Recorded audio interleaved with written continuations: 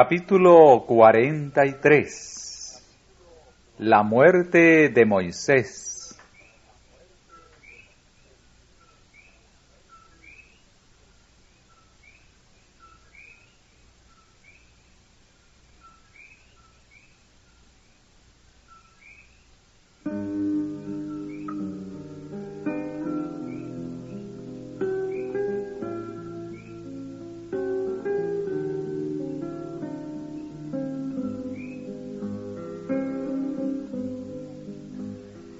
En todo el trato que Dios tuvo con su pueblo, se nota, entremezclada con su amor y misericordia, la evidencia más sorprendente de su justicia estricta e imparcial. Queda patente en la historia del pueblo hebreo. Dios había otorgado grandes bendiciones a Israel. Su amor bondadoso hacia él se describe de la siguiente manera conmovedora.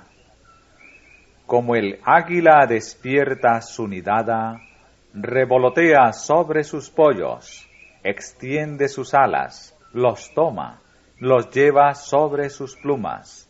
Jehová solo le guió.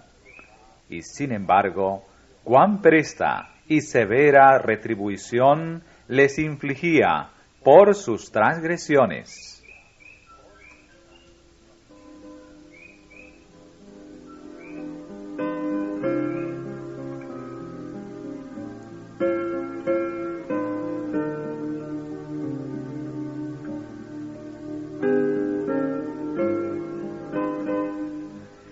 El amor infinito de Dios se manifestó en la dádiva de su Hijo unigénito para redimir la familia humana perdida. Cristo vino a la tierra con el objeto de revelar al hombre el carácter de su Padre, y su vida rebosó de actos de ternura y de compasión divinas. Sin embargo, Cristo mismo declara: hasta que perezca el cielo y la tierra, ni una jota, ni un tilde perecerá de la ley. La misma voz que suplica con paciencia y amor al pecador para que venga a él y encuentre perdón y paz, ordenará en el juicio a quienes rechazaron su misericordia: apartaos de mí, malditos. En toda la Biblia se representa a Dios no sólo como un Padre tierno, sino también como un juez justo. Aunque se deleita en manifestar misericordia y perdona la iniquidad, la rebelión y el pecado, de ningún modo justificará al malvado.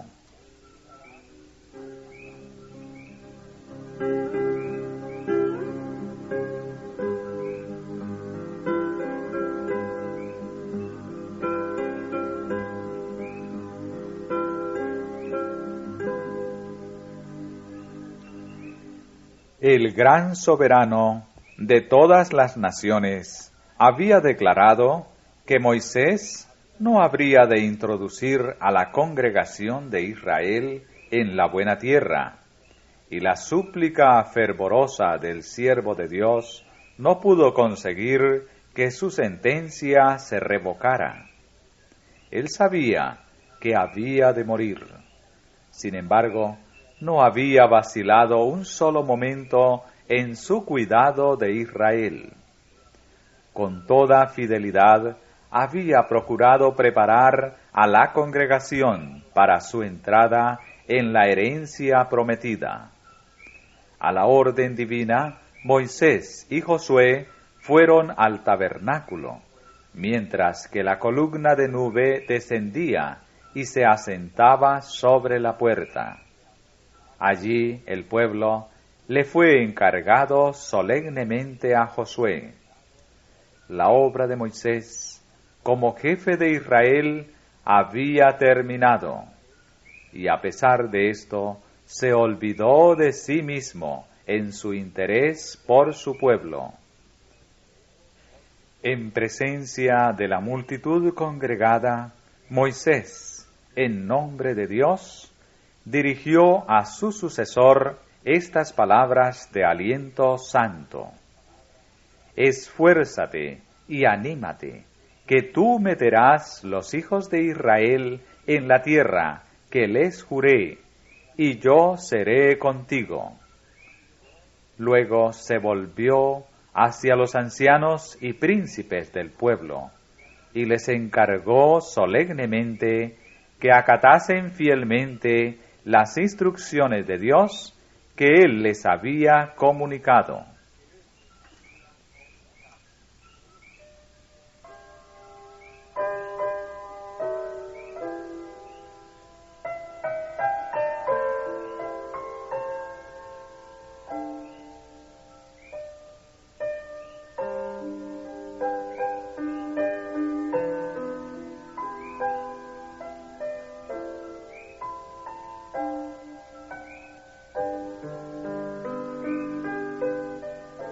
Mientras el pueblo miraba a aquel anciano que tan pronto le sería quitado, recordó con nuevo y profundo aprecio su ternura paternal, sus sabios consejos y sus labores incansables. Cuán a menudo, cuando sus pecados habían merecido los justos castigos de Dios, las oraciones de Moisés habían prevalecido para salvarlos. La tristeza que sentían era intensificada por el remordimiento. Recordaban con amargura que su propia iniquidad había inducido a Moisés al pecado por el cual tenía que morir.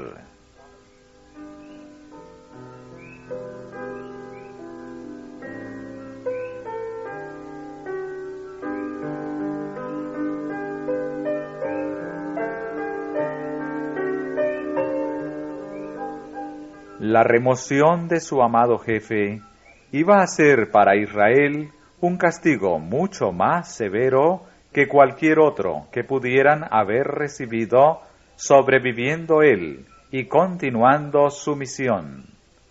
Dios quería hacerles sentir que no debían hacer la vida de su futuro jefe tan difícil como se la habían hecho a Moisés.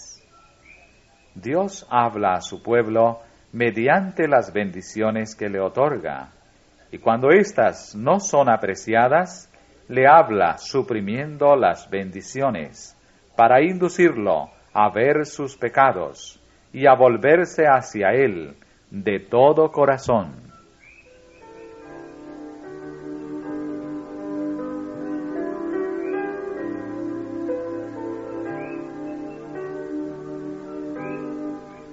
Aquel mismo día Moisés recibió la siguiente orden: sube al monte Nebo y mira la tierra de Canaán que yo doy por heredad a los hijos de Israel, y muere en el monte al cual subes, y sé reunido a tus pueblos. A menudo había abandonado Moisés el campamento en acatamiento de las órdenes divinas, con el objeto de tener comunión con Dios. Pero ahora había de partir en una nueva y misteriosa misión. Tenía que salir y entregar su vida en las manos de su Creador. Moisés sabía que había de morir solo.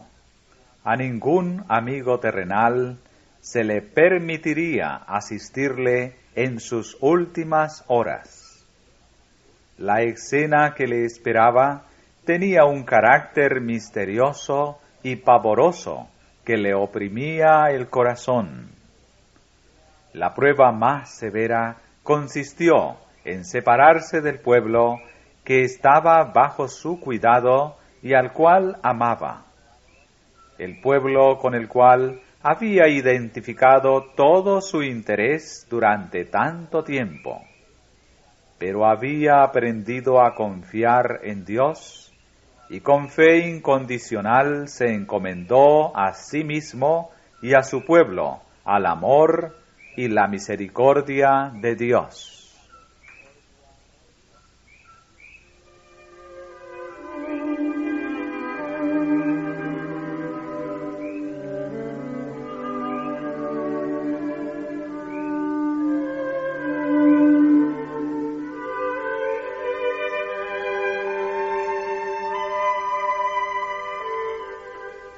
Por última vez, Moisés se presentó en la asamblea de su pueblo. Nuevamente el Espíritu de Dios se posó sobre él, y en el lenguaje más sublime y conmovedor pronunció una bienaventuranza sobre cada una de las tribus, concluyendo con una bendición general.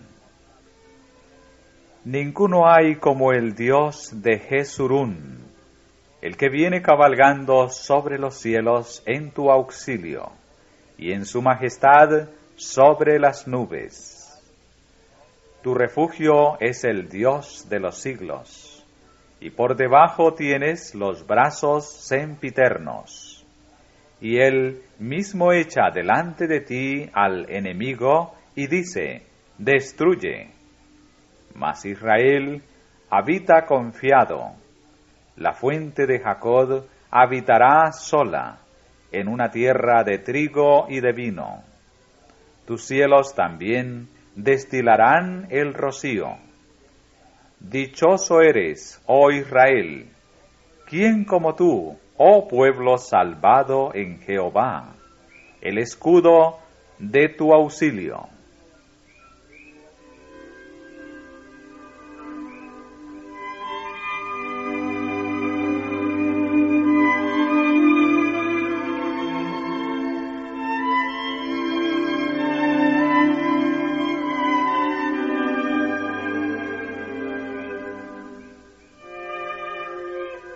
Moisés se apartó de la congregación y se encaminó silencioso y solitario hacia la ladera del monte para subir al monte de Nebo, a la cumbre de Pisga. De pie en aquella cumbre solitaria, contempló con ojos claros y penetrantes el panorama que se extendía ante él. Allá a lo lejos, al occidente, se extendían las aguas azules del mar grande. Al norte, el monte Hermón se destacaba contra el cielo. Al este estaba la planicie de Moab, y más allá se extendía Basán, escenario del triunfo de Israel. Y muy lejos hacia el sur, se veía el desierto de sus largas peregrinaciones.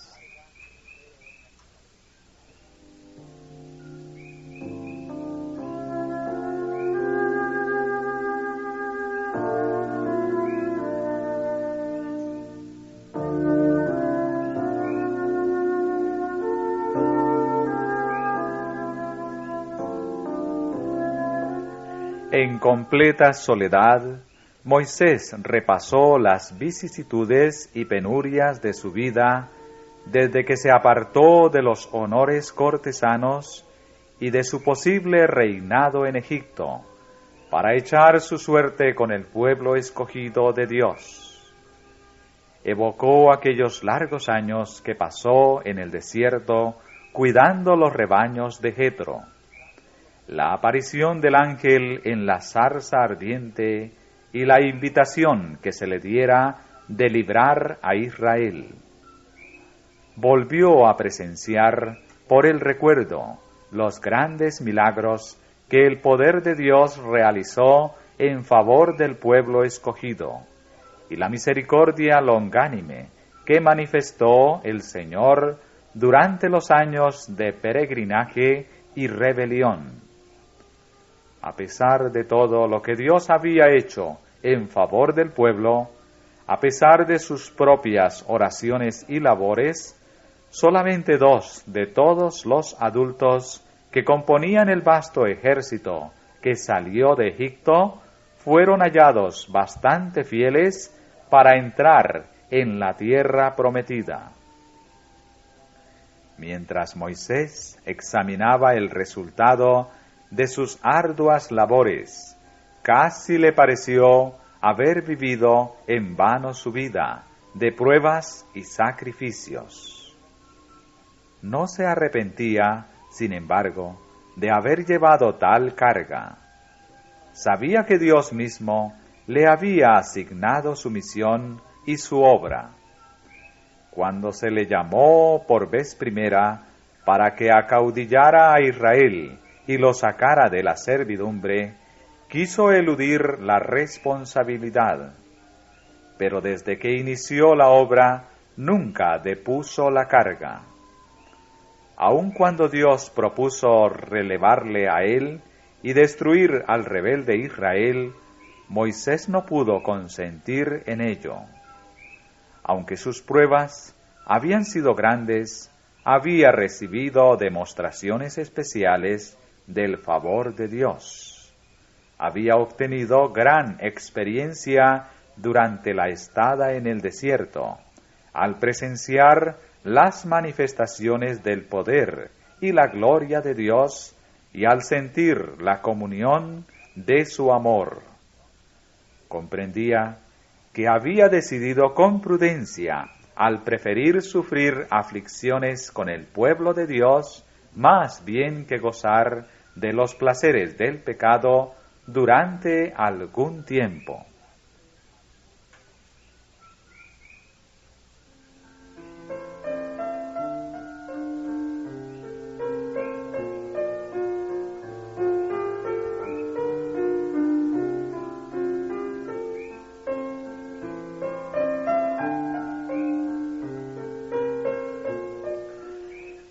Mientras repasaba lo que había experimentado como jefe del pueblo de Dios, veía que un solo acto malo manchaba su foja de servicios. Sentía que si tan solo se pudiera borrar esa transgresión, ya no rehuiría la muerte. Se le aseguró que todo lo que Dios pedía era arrepentimiento y fe en el sacrificio prometido. Y nuevamente Moisés confesó su pecado e imploró perdón en el nombre de Jesús.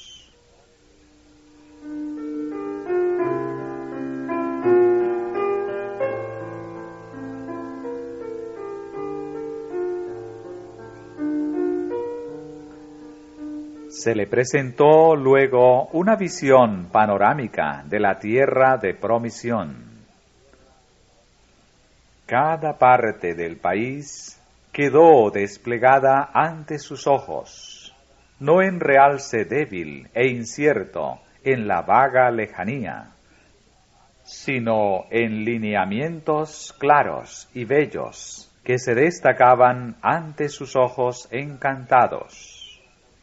En esta escena se le presentó esa tierra, no con el aspecto que tenía entonces, sino como había de llegar a ser bajo la bendición de Dios cuando estuviese en posesión de Israel. Le pareció estar contemplando un segundo Edén. Había allí montañas cubiertas de cedros del Líbano, colinas que asumían el color gris de sus olivares y la fragancia agradable de la viña, anchurosas y verdes planicies esmaltadas de flores y fructíferas. Aquí se veían las palmeras de los trópicos, allá los undosos campos de trigo y cebada, valles asoleados en los que se oía la música del murmullo armonioso de los arroyos y los dulces trinos de las aves, buenas ciudades y bellos jardines, lagos ricos en la abundancia de los mares, rebaños que pasían en las laderas de las colinas y hasta entre las rocas los dulces tesoros de las abejas silvestres.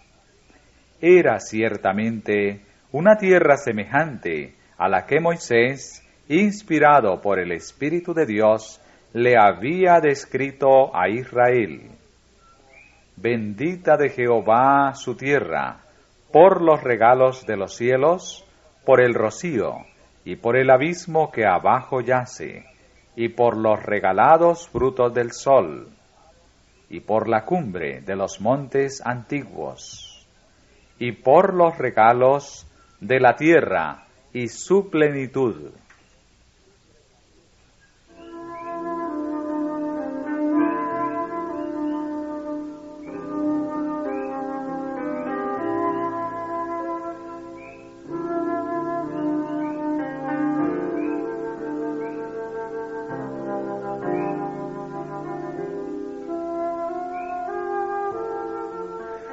Moisés vio al pueblo escogido establecido en Canaán, cada tribu en posesión de su propia heredad. Alcanzó a divisar su historia después que se establecieran en la tierra prometida. La larga y triste historia de su apostasía y castigo se extendió ante él. Vio a esas tribus dispersadas entre los paganos a causa de sus pecados, y a Israel privado de la gloria, con su bella ciudad en ruinas, y su pueblo cautivo en tierras extrañas. Los vio restablecidos en la tierra de sus mayores, y por último, dominados por Roma.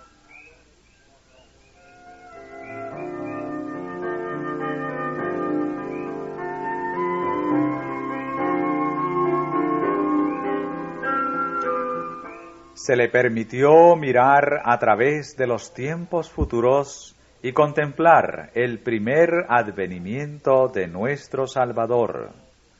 Vio al niño Jesús en Belén. Oyó las voces de la hueste angélica prorrumpir en alborozada canción de alabanza a Dios y de paz en la tierra. Divisó en el firmamento la estrella que guiaba a los magos del oriente hacia Jesús, y un torrente de luz inundó su mente cuando recordó aquellas palabras proféticas. Saldrá estrella de Jacob, y levantaráse cetro de Israel. Contempló la vida humilde de Cristo en Nazaret, su ministerio de amor, simpatía y sanidades, y cómo le rechazaba y despreciaba una nación orgullosa e incrédula. Atónito, escuchó cómo ensalzaban jactanciosamente la ley de Dios, mientras que menospreciaban y desechaban a aquel que había dado la ley. Vio cómo en el monte de los olivos Jesús se despedía llorando de la ciudad de su amor. Mientras Moisés veía cómo era finalmente rechazado aquel pueblo tan altamente bendecido del cielo, aquel pueblo en favor del cual él había trabajado, orado y hecho sacrificios, por el cual él había estado dispuesto a que se borrara su nombre del libro de la vida, mientras oía las tristes palabras: «He aquí vuestra casa os es dejada desierta». El corazón se le oprimió de angustia, y sus simpatías, con el pesar del Hijo de Dios, hizo caer amargas lágrimas de sus ojos.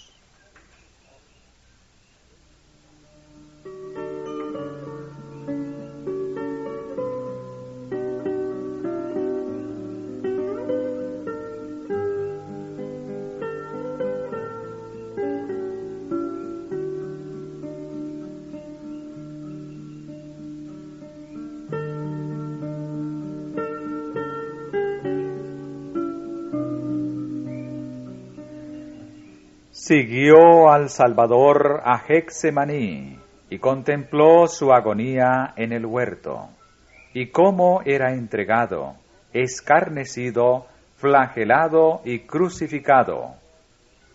Moisés vio que así como él había alzado la serpiente en el desierto, habría de ser levantado el Hijo de Dios, para que todo aquel que en él creyere no se pierda, sino que tenga vida eterna.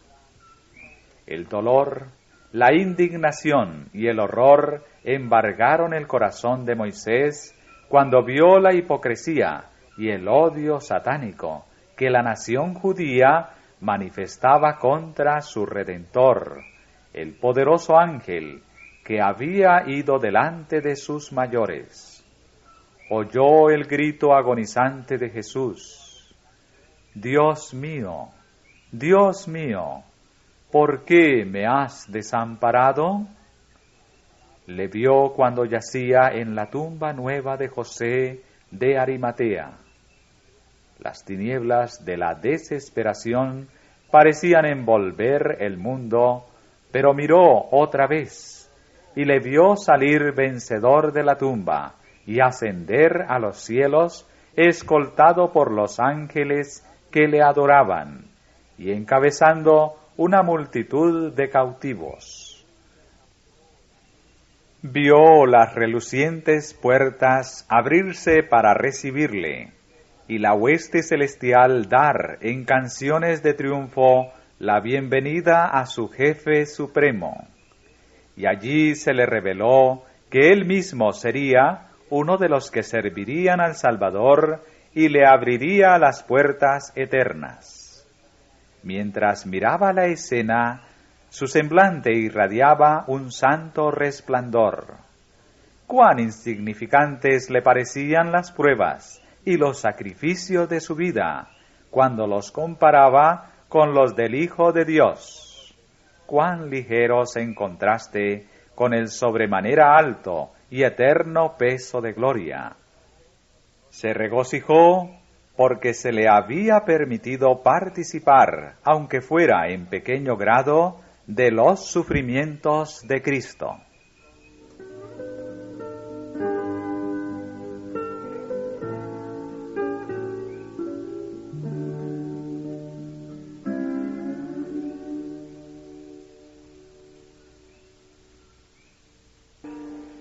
Vio Moisés cómo los discípulos de Jesús salían a predicar el Evangelio a todo el mundo.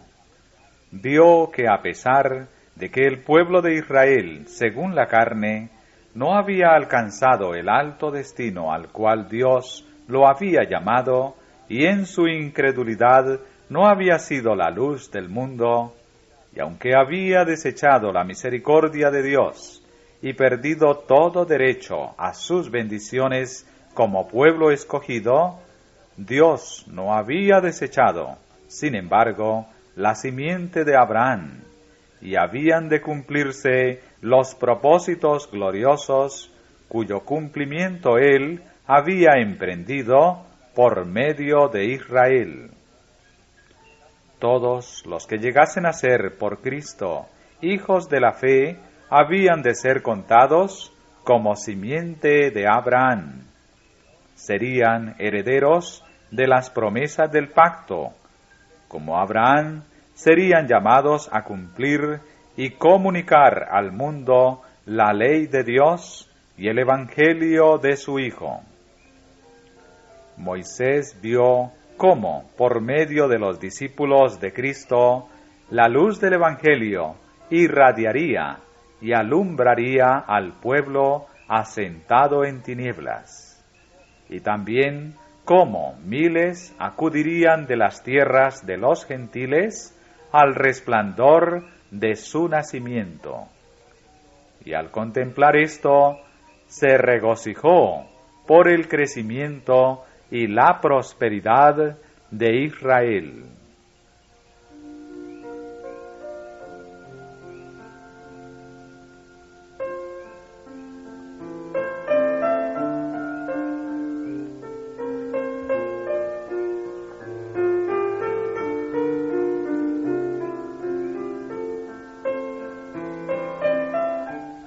Luego pasó otra escena ante sus ojos.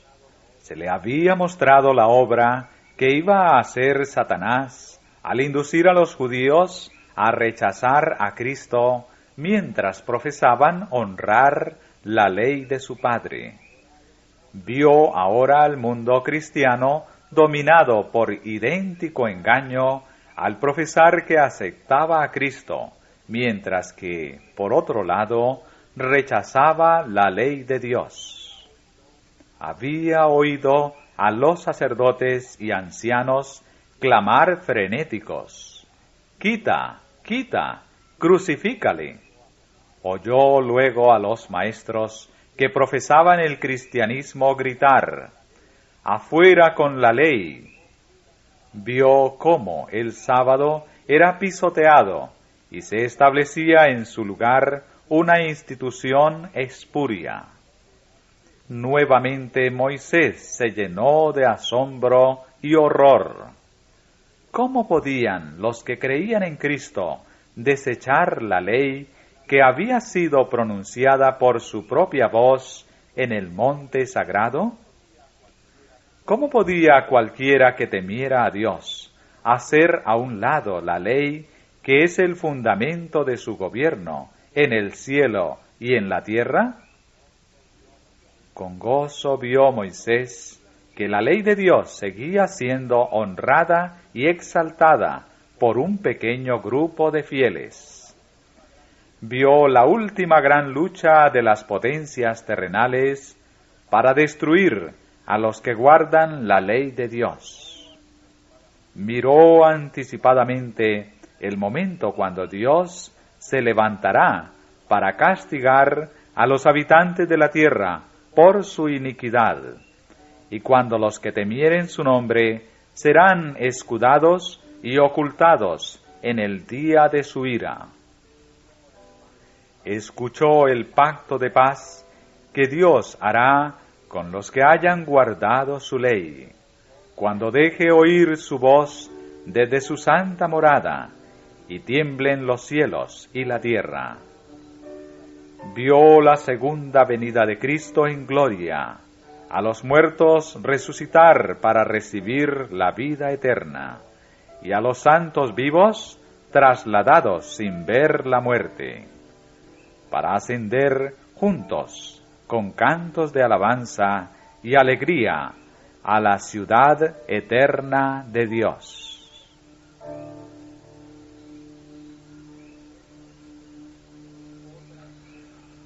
Otra escena aún se abre ante sus ojos.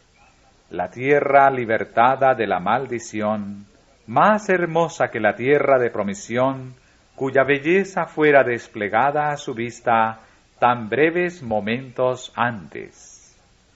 Ya no hay pecado, y la muerte no puede entrar en ella. Allí las naciones de los salvos y bienaventurados hallan una patria eterna.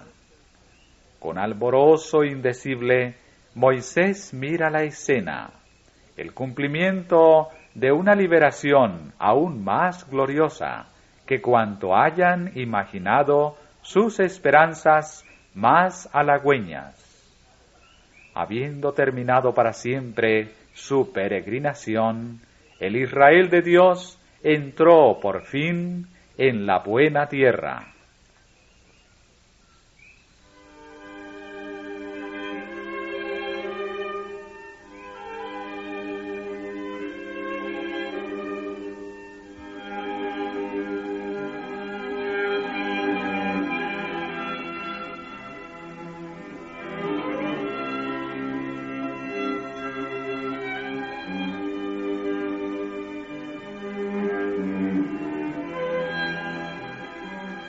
Otra vez se desvaneció la visión, y los ojos de Moisés se posaron sobre la tierra de Canaán, tal como se extendía en lontananza.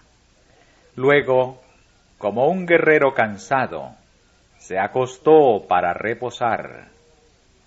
Y murió allí Moisés, siervo de Jehová, en la tierra de Moab, conforme al dicho de Jehová. Y enterróle en el valle, en tierra de Moab, enfrente de Bet-peor. Y ninguno sabe su sepulcro hasta hoy.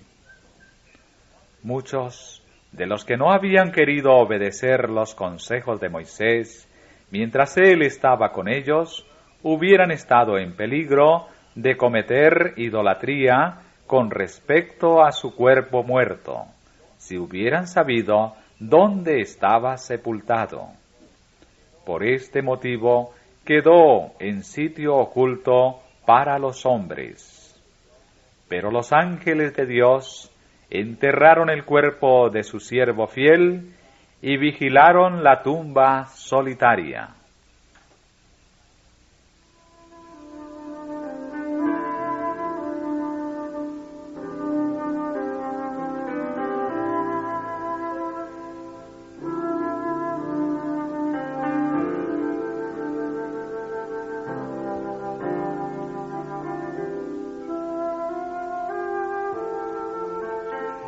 Y nunca más se levantó profeta en Israel como Moisés, a quien haya conocido Jehová cara a cara, en todas las señales y prodigios que le envió Jehová a hacer, y en toda aquella mano esforzada, y en todo el espanto grande que causó Moisés a ojos de todo Israel.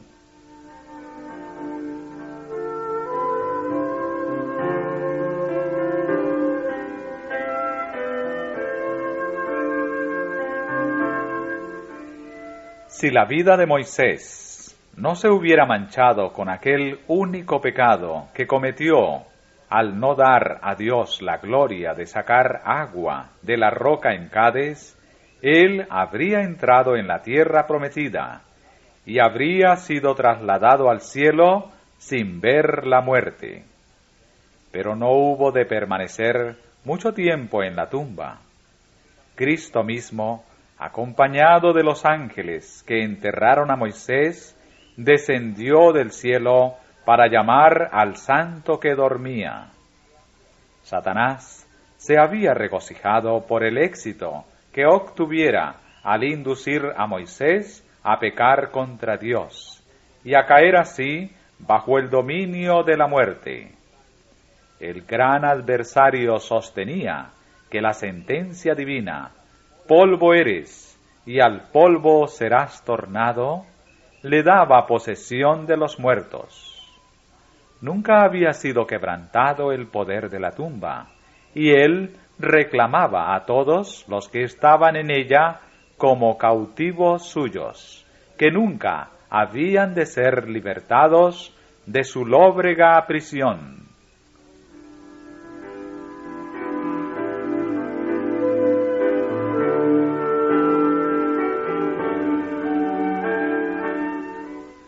Por primera vez, Cristo iba a dar vida a uno de los muertos. Cuando el príncipe de la vida y los ángeles resplandecientes se aproximaron a la tumba, Satanás temió perder su hegemonía.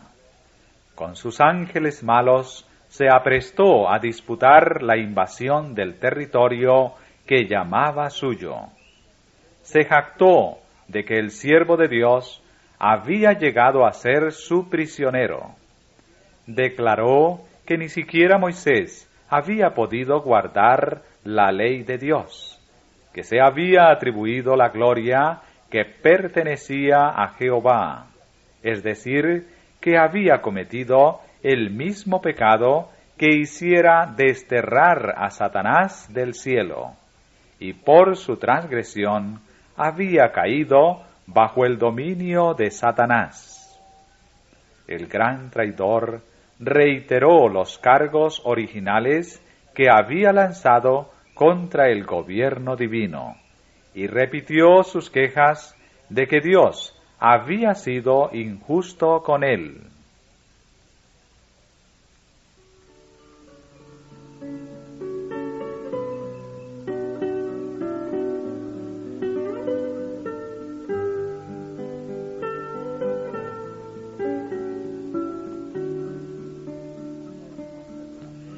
Cristo no se rebajó a entrar en controversia con Satanás. Podría haber presentado contra él la obra cruel que sus engaños habían realizado en el cielo, al ocasionar la ruina de un gran número de sus habitantes. Podría haber señalado las mentiras que había dicho en el Edén y que habían hecho pecar a Adán e introducido la muerte entre el género humano. Podría haberle recordado a Satanás que él era quien había inducido a Israel a murmurar y a rebelarse hasta agotar la paciencia longánime de su jefe y sorprendiéndolo en un momento de descuido, le había arrastrado a cometer el pecado que lo había puesto en las garras de la muerte. Pero Cristo lo confió todo a su Padre, diciendo: «El Señor te reprenda». El Salvador no entró en disputa con su adversario, sino que en ese mismo momento y lugar comenzó a quebrantar el poder del enemigo caído y a dar la vida a los muertos. Satanás tuvo allí una evidencia incontrovertible de la supremacía del Hijo de Dios. La resurrección quedó asegurada para siempre. Satanás fue despojado de su presa. Los justos muertos volverían a vivir.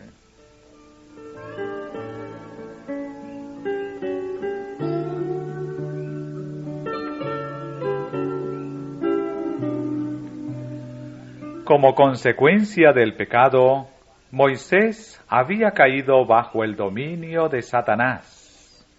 Por sus propios méritos, era legalmente cautivo de la muerte, pero resucitó para la vida inmortal, por el derecho que tenía a ella en nombre del Redentor.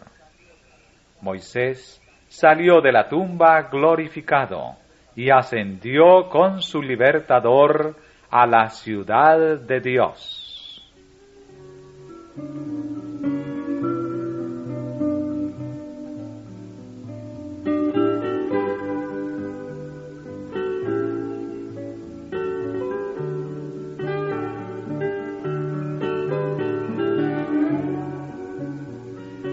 Nunca, hasta que se ejemplificaron en el sacrificio de Cristo, se manifestaron la justicia y el amor de Dios más señaladamente que en sus relaciones con Moisés. Dios le vedó la entrada a Canaán para enseñar una lección que nunca debía olvidarse, a saber, que Él exige una obediencia estricta y que los hombres deben cuidar de no atribuirse la gloria que pertenece a su Creador. No podía conceder a Moisés lo que pidiera al rogar que le dejara participar en la herencia de Israel, pero no olvidó ni abandonó a su siervo. El Dios del cielo comprendía los sufrimientos que Moisés había soportado. Había observado todos los actos de su fiel servicio a través de los largos años de conflicto y prueba. En la cumbre de Pisga, Dios llamó a Moisés a una herencia infinitamente más gloriosa que la Canaán terrenal.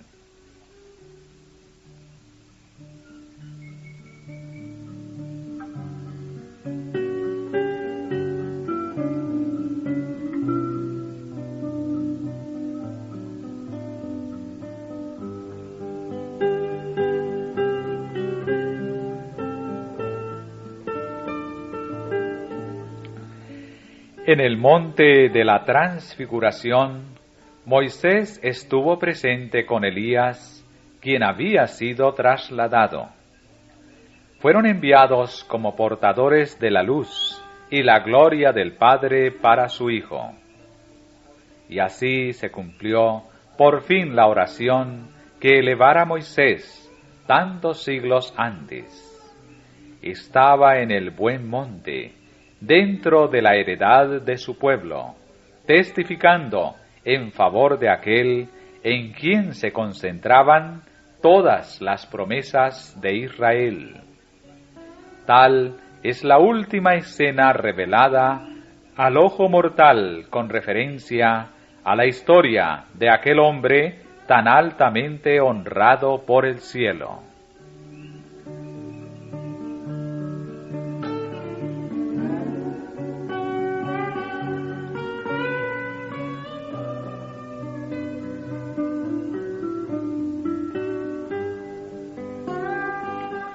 Moisés fue un tipo o figura de Cristo. Él mismo había declarado a Israel: profeta de en medio de ti, de tus hermanos, como yo, te levantará Jehová tu Dios. A él oiréis. Dios tuvo a bien disciplinar a Moisés en la escuela de la aflicción y la pobreza, antes de que estuviera preparado para conducir las huestes de Israel hacia la Canaán terrenal. El Israel de Dios, que viaja hacia la Canaán celestial, tiene un capitán que no necesitó enseñanzas humanas que le preparaban para su misión de conductor divino. No obstante, fue perfeccionado por el sufrimiento, porque en cuanto él mismo padeció siendo tentado, es poderoso para socorrer a los que son tentados. Nuestro Redentor no manifestó las imperfecciones ni las debilidades humanas, pero murió a fin de obtener nuestro derecho a entrar en la tierra prometida.